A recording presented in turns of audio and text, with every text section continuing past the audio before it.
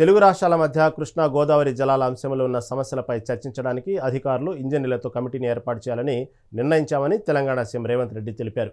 ఆ కమిటీ నివేదిక మేరకు తదుపరి చర్యలు ఉంటాయన్నారు. ఈ భేటీలో ఏపీ ప్రభుత్వం నుంచి గోదావరి బనకచల్ల ప్రాజెక్టు కడతామన్న ప్రతిపాదన చర్చకు రాలేదని చెప్పారు. అజెండాల వారు కడతామనే ప్రతిపాదనే చర్చకు రానప్పుడు ఆపాలన్న చర్చ ఉండదన్నారు.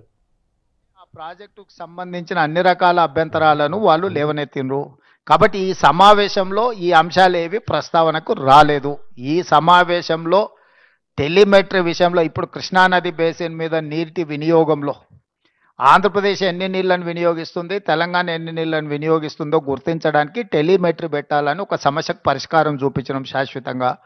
రెండవది, శ్రీశైలం ప్రాజెక్టు డ్యామ్ డ్యామేజ్ అయింది, దీన్ని తక్షణమే రిపేర్లు చేయాలని ఎన్డీఎస్ఏతో సహా మిగతా సంస్థలు ఇచ్చిన వాటిని ఆ డ్యామ్ని నిర్వహించాల్సిన బాధ్యత ఆంధ్రప్రదేశ్ పరిధిలో ఉంది. వాళ్ళు వాటిని అన్ని రకాలుగా ఏవైతే సమస్యలను పరిష్కరించడానికి వాళ్ళు ముందుకు వచ్చిండ్రు. Godavari river management board, Krishna river management board ఆంధ్రప్రదేశ్లో ఒకటి, తెలంగాణలో ఒకటి ఉండాలని పునర్విభజన చట్టంలో ఉంది. 2020 అపెక్స్ కౌన్సిల్ మీటింగ్లో కూడా నిర్ణయం జరిగింది. దాన్ని అమలు చేయాలనుకున్నాం.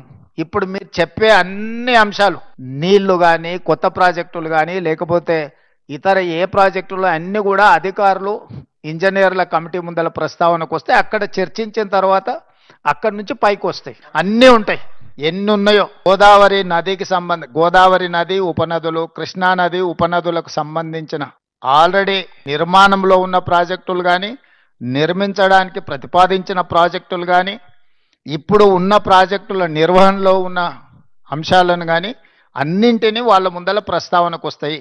వాళ్ళు ఒకసారి ఆ కమిటీ అపాయింట్ చేసిన తర్వాత వాళ్ళ అంశాలను అన్నిటిని తీసుకొని చర్చించి అక్కడి నుంచి ప్రతిపాదనలు వస్తాయి. కృష్ణా ఉపనదులు, గోదావరి ఉపనదులకు సంబంధించిన నీటి కేటాయింపులు, ప్రాజెక్టుల నిర్మాణాలు, కొత్త ప్రాజెక్టుల అనుమతులు అన్నీ అక్కడి నుంచే చర్చ మొదలవుతాయి. దీర్ఘకాలికంగా వాయిదాలు పడుతున్న, అపరిష్కృతంగా ఉన్న సమస్యల్ని కూడా అక్కడ చర్చ చేస్తారు. అక్కడి నుంచే ముందుకు ముందుకి ఏ విధంగా వెళ్ళాలనో నిర్ణయం జరుగుద్ది.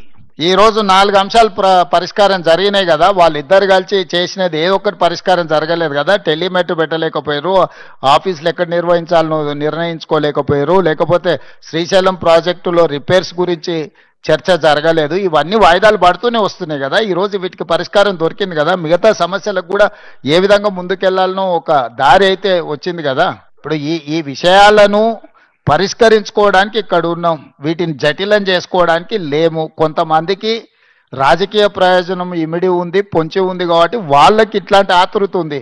ఇది ఎట్లయినా చెడిపోతే బాగుండు, వీళ్ళు కలుసుకోకుంటే బాగుండు, వీళ్ళు కొట్టుకుంటే బాగుండు, దాంతో మేము రాజకీయంగా బతికొస్తామని ఆ పక్కన కొందరు, ఈ పక్కన కొందరు ఎదురు చూస్తున్నారు. వాళ్ళని ఏం చేస్తాం, జాలి పడతాం. వాళ్ళకి 10 ఏళ్ళు అవకాశం ఇచ్చారు, పరిష్కరించలేదు. సో వాళ్ళ తాపత్రయం, వాళ్ళ బాధ మేము అర్థం చేసుకుంటాం.